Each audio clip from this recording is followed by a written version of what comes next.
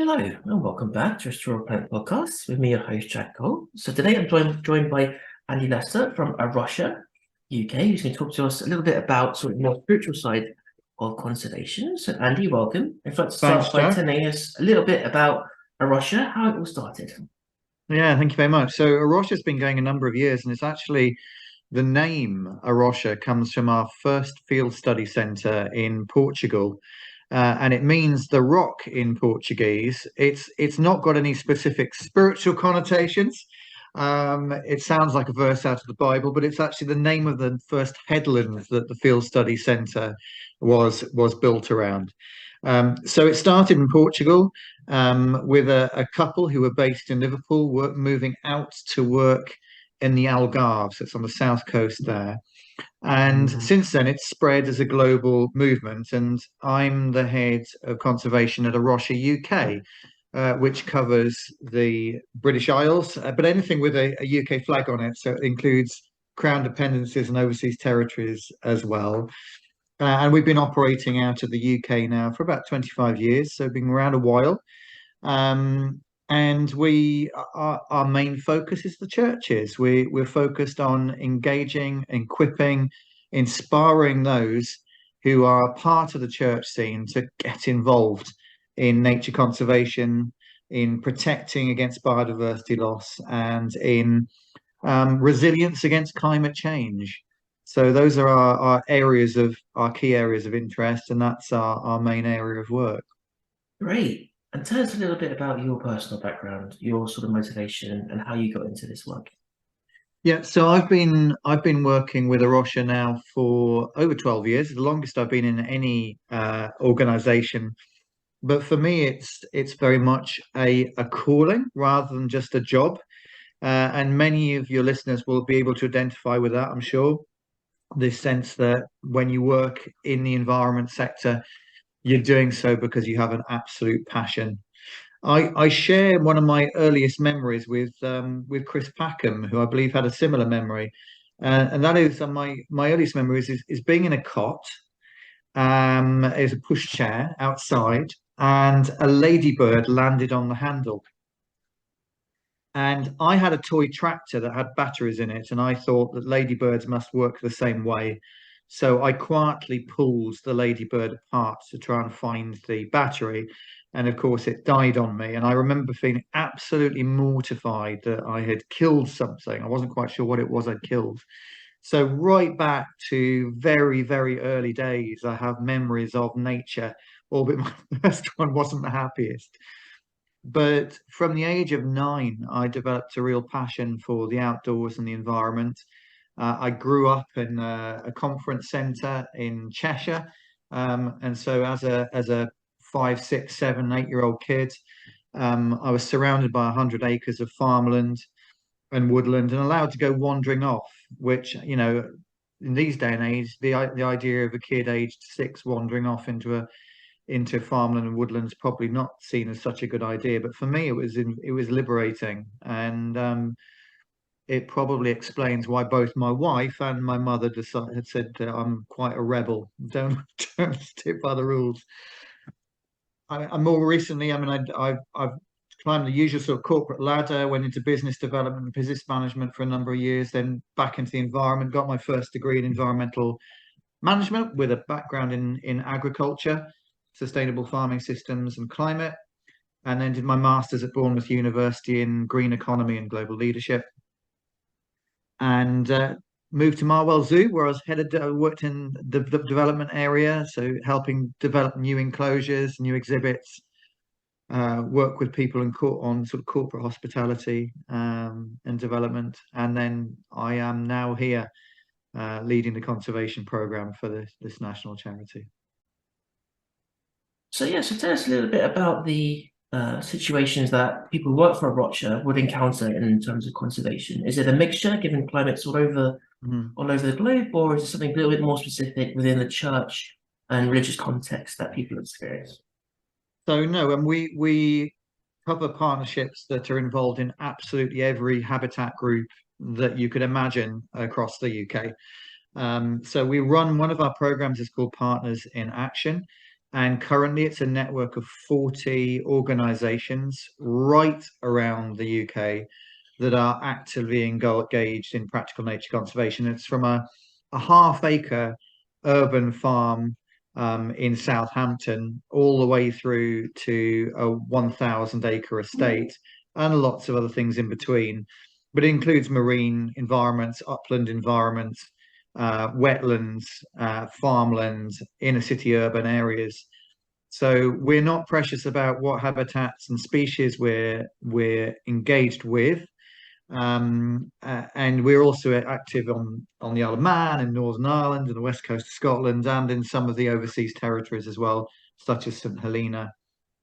But specifically, we have a program. Part of the program is a scheme called Target 25, where we've identified 25 declining habitats, taxonomic groups, and species, which we believe we can work together with others to help reduce the declines and transform. And so that's from everything from native deciduous woodland through to taxonomic groups like bats, and then through to species such as red squirrel and marsh tit and house martin.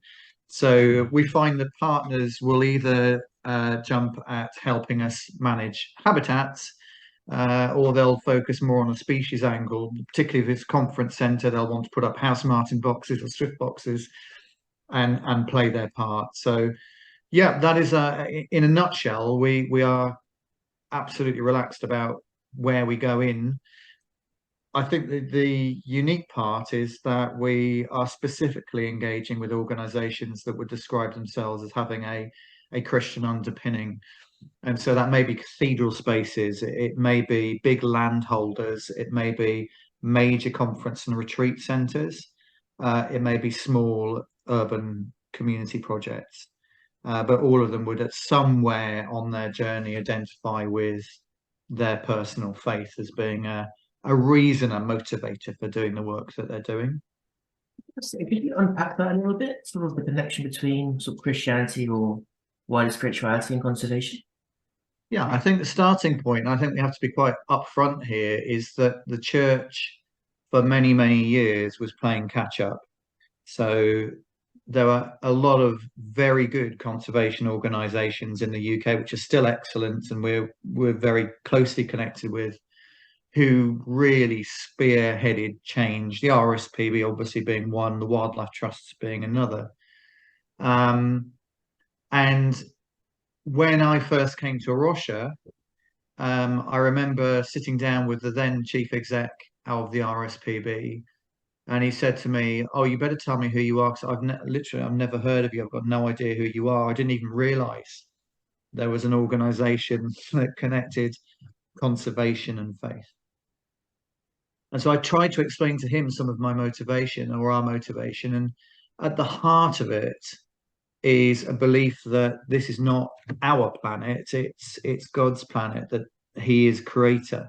Now, just for those who are hearing alarm bells and thinking, does that mean he's a creationist who doesn't believe in evolution? No, the vast majority of those engaged with the organization would readily hold to theories of evolution and a belief in evolutionary processes. But we would also hold to a belief that right at the outset, there was a creator, and he had a plan for this planet, and he loves the planet, and he's called his people to work to restore land, restore nature, to bring hope to communities, to bring hope to wildlife, and to bring lasting change. And so the greatest motivator for us of all is that we are change makers. We are working with many other secular organizations who are equally change makers. We don't identify ourselves as being better than others, but we would argue that we've got a sort of unique perspective on it, which actually was handled with a degree of suspicion when we first came on the scene. But now, you know, we're an integral part of organizations like Wildlife and Countryside Link. We have a unique voice, a USP, which we'd like to speak into that space. And we're thrilled to be part of a bigger network of people wanting to change the world. So yeah, our much of our motivation is the same, but an element of it is particularly unique. Yeah, I wanted to ask a little bit about what you thought the unique aspect of what the church could actually bring to conservation that might actually be missing in your eyes, or not, as you said, they're not that it's better than, but just comes from a different angle. That's a really good question. I think the starting point is that we believe there is a moral prerequisite to care for the planet in which we live. We believe that at the heart of most environmental problems are issues such as greed and self-centeredness, which are uh, very sort of anti a lot of our way of thinking. So we also very much believe that we're called to serve God and serve the planet. I think some of the best conservationists, if you look around the table of those who've had a lot of influence over the 20th and early 21st centuries, the likes of David Attenborough. At the heart, if you were to ask David Attenborough what he was, he would say, "I'm a servant. I'm somebody who serves the planet and is a voice for the voiceless."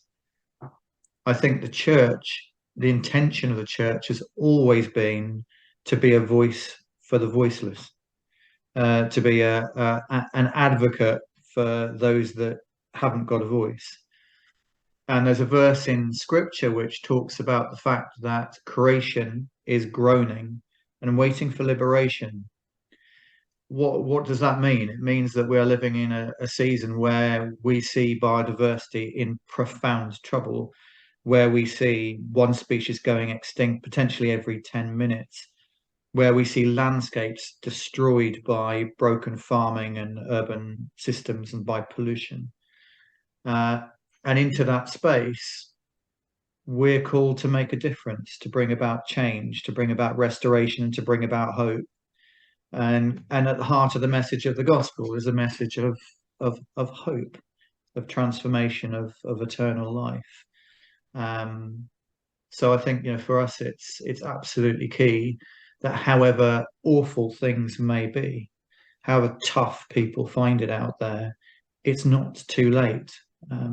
We are able to collectively enable creation to sing again, to give it a voice, to give it power, to give it meaning. Um, and another person who strikes me as somebody I've had huge love and respect for in terms of the voice of the voiceless is Jane Goodall. And she and I've had a couple of conversations about what motivates her, and it's fascinating how many of those who would argue that they are either agnostic or atheist, their motivations are virtually identical to ours. The only thing that separates us is this absolute belief that God has a plan for the future and that every single one of us can be part of that plan. Lovely. Really lovely. Okay, so now tell us more about some of the projects that you've got specifically going on around the UK. So we have three programs. First is called Eco Church, and Eco Church is a bit like the Duke of Edinburgh Award scheme for churches for greening them. And it's grown in the last few years from 500 registered churches to over 6,000. Not all of them have got awards yet, but all of them are striving towards bronze, silver, or gold. Gold's blooming difficult. Bronze is a bit easier. Silver's somewhere in the middle. And it focuses on everything from looking after the land the churches manage, all the way through to how they worship in the church, through to the buildings, the insulation, the energy, the power, the whole thing, the whole journey of church. And it's a lot of fun working with such a huge network, and they're growing incredibly quickly, quicker than we can resource at the moment. The second is Partners in Action, which I mentioned, and as I said, that's 40 organisations right around the UK, overseas territories, and those are projects at scale. So these are projects which are not just a church building, but where people are really networking with the community together to bring about change to land, habitat, species.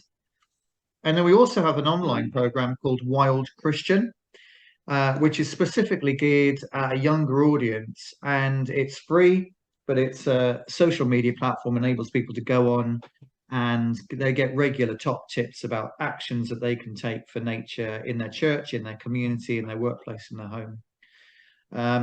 We also run our own nature reserve. So we have an urban reserve called Wolf Fields, which is in Brentford, it's Southall, Brentford area, West London.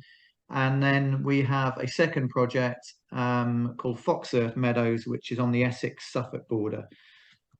Foxearth is a wetland project, and we're fiddling around with grazing and with climate resilience. And the urban project, it used to be a heroin dealing den, and the Met Police suggested we took it on. So we'd had a track record with managing London green spaces. And that's great. It's basically a palette of colour. So it's a sensory garden, it's food growing allotment, it's orchard, it's wildflower meadow, it's wildfowl ponds, beehives, it's labyrinth, it's recycled green art, it's you name it. We've tried to put it into that 3.5 acres to inspire people to go, I want to do that, but I'm going to do it better than they did, and take ideas away. So that's a summary of our projects. And the furthest project is a project with a church on St Helena in the South Atlantic, which we set up a couple of years ago. And then we have projects in central North Scotland, right across Northern Ireland, and across much of Wales too. So, and the Isle of Man will have a new project this year. So that's a quick summary of our work and activity. We're also we're also actively involved in campaigning. So both through bigger organisations which we partner with, but in our own right as well, we're campaigners for justice on environmental issues across the board. As you've mentioned your organisation and the projects and everything, I've been growing. It sounds like it's pretty exponentially. Where would you like to see things in sort of 5 to 10 years, if you could predict? I think if we're going to see real lasting change across this country, and for it to be a shining beacon of hope for other countries to follow, then we have to deepen the work together between organizations who by nature would sit poles apart and away from each other. It's about starting dialogue with those we find difficult. So as a conservation movement, there we tend to follow money, where the latest grants are. We tend to follow the latest themes, rewilding being one. Farming community view us and have always viewed us with great suspicion. So I would like to see a much deeper connectivity between major landowners, the farming community and the conservation movement, where there can be a collective and structured and inspired and organic move to transform this land at scale. So we are able to produce more food, more sustainably for our own markets and for those who can't otherwise afford it, where biodiversity in our farms and woodlands recovers rapidly, where the farming community are seen as very, very significant players in driving change for the better. And where we get away from a polarized political landscape where it's, at the moment, if you're left of centre, you're clearly passionate about the environment. If you're anything in the centre or right of centre, you're clearly not. And that is deeply destructive. And we see that polarization in America. We've seen it here, and it's got to end. So I think less polarization, more unification, more diversity, more working together, less chasing of the funds, and more working towards a long-term lasting strategy that will bring substantial change to this nation and then inspire others. I think we're probably a summary of where I'd like to see things go. Not a fairly tall ask, actually. Well, and finally, with Easter around the corner, Andy, I thought you could give us one final sort of Christian message, given how sort of there's bad news all the time. As you say, species are dying out. It's looking pretty bleak out there. What might be something that you'd like to convey to our listeners to sort of Yeah, to no, keep them thank you. going? Well, I mean, for those who are listening, they won't see this, but for those of you who can see it on video, I brought a tulip in from outside, which had broken off in the wind. And yesterday I was looking at a field of tulips and daffodils and noticed how um, all of nature follows the sunlight. So as you track it through the day, the plants change their direction to follow the course of the sun. And spiritually, that is also the case. We serve a God who is a God of light, a God of goodness, a God of beauty, and we live in extremely dark times. And so I love to look at the daffodils and the tulips, and at one level, scientifically, all they're doing is being light sensitive and responding to the change of light conditions. But spiritually, I like to think of them as rejoicing God and putting their petals and their flowers and their branches up to the heavens and saying, we love God. What we don't love is what you as people are doing to this planet. And so whenever I see flowers following the sun and trees with their branches lifted and insects buzzing and birds singing, sometimes completely unnecessarily, I see that as an example of the most amazing natural worship to an incredible creator. And at Easter, when it's all about the resurrection, we often get stuck in the death bit, but there's something beyond, there's something very beautiful, and there's a bigger call as to why we can transform people, spaces, places together. Beautiful. And finally, Andy, where can people find you to support you in your work? Yeah, so we've got an active website, which is www.arocha.org.uk, www.arocha.org.uk. That has details of all our programs. It has details of how to support us, and most importantly, details of how to contact us if you feel inspired and you want to engage. Always looking for more volunteers, more help, more encouragement. So do contact me through there. Andy, thank you for your time. It's been wonderful. Pleasure, Jack.